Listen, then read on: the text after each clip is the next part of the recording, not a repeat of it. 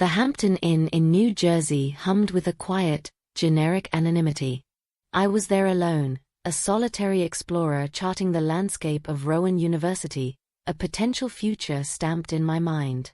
My family, unable to join this scouting mission, left me to navigate the unfamiliar territory on my own. Campus tours filled my day, the imposing brick buildings and manicured lawns blurring into a montage of academic possibility. As dusk painted the sky with hues of fading orange and violet, I sought sustenance at a nearby restaurant, the clatter of plates and murmur of conversations a temporary distraction from my solitary state.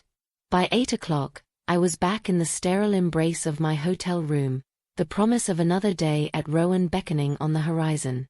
Barely an hour had passed when the tranquility shattered. A jarring alarm pierced the silence, its insistent wail echoing through the room. Simultaneously, a stark white light began to strobe from a corner of the ceiling, casting an unsettling, flickering glow across the bland decor.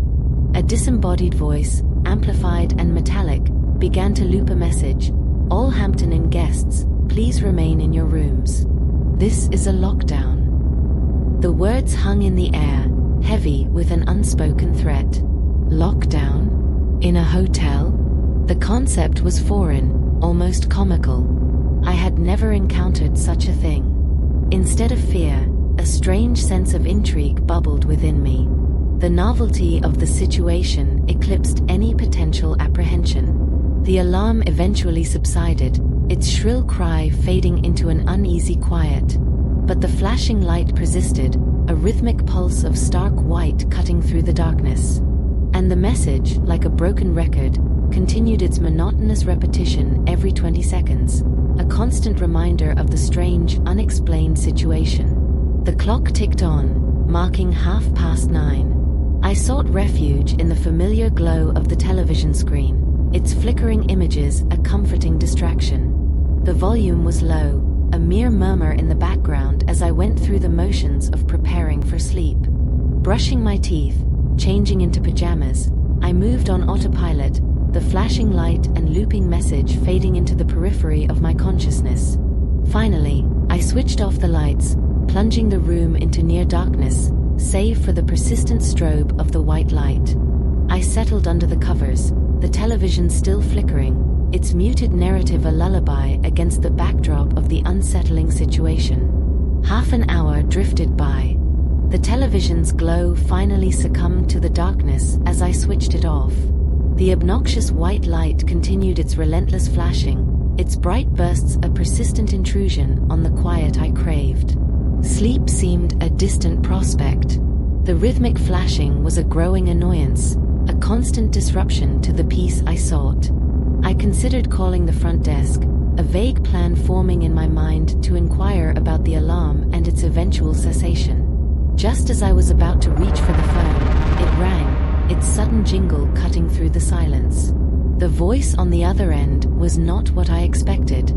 It was not the crisp, professional tone of customer service. Instead, it was laced with concern, almost urgency.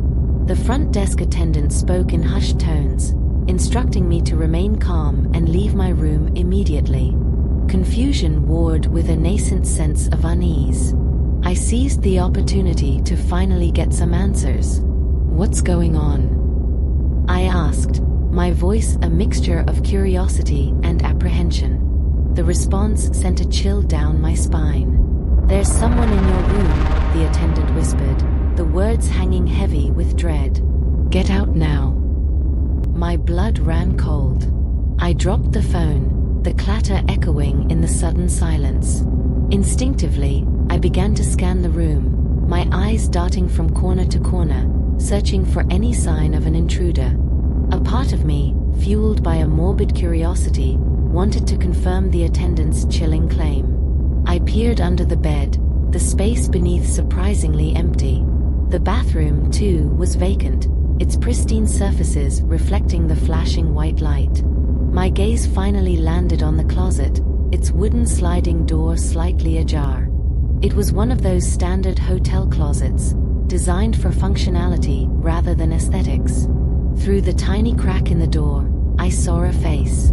At first, the image didn't register. It was just a face, a fleeting glimpse in the dim light. But then, the door slid shut, the sound a soft click that echoed in the sudden silence. The image of the face, now hidden behind the closed door, burned into my mind. That was the moment panic seized me. I didn't think, I simply reacted. I bolted from the room, the image of the face in the closet fueling my flight. The lobby was a hive of activity. Police officers milled about, their uniforms a stark contrast to the blandness of the hotel decor. The front desk staff, their faces etched with worry, directed me to a nearby room where I was shown security footage from an hour earlier. The grainy black and white images revealed a figure, a man with a shifty demeanor, prowling the hallways. He moved with a purpose, his eyes scanning the doors as he passed. He stopped at my door, produced a card, and slipped inside.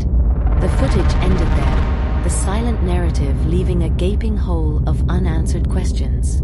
I remained in the lobby, a spectator in my own nightmare, as the authorities apprehended the intruder. He was a man, shorter than average, his age somewhere in his 40s. As he was led out in handcuffs, he looked at me, his eyes meeting mine for a fleeting moment. It was a look of recognition, a chilling acknowledgement that he knew who I was. The realization washed over me, cold and terrifying. He had been in my room, in that closet, for over an hour. He had been watching me. The thought lingered, a dark shadow clinging to the edges of my mind, a constant reminder of the night I shared my room with a stranger.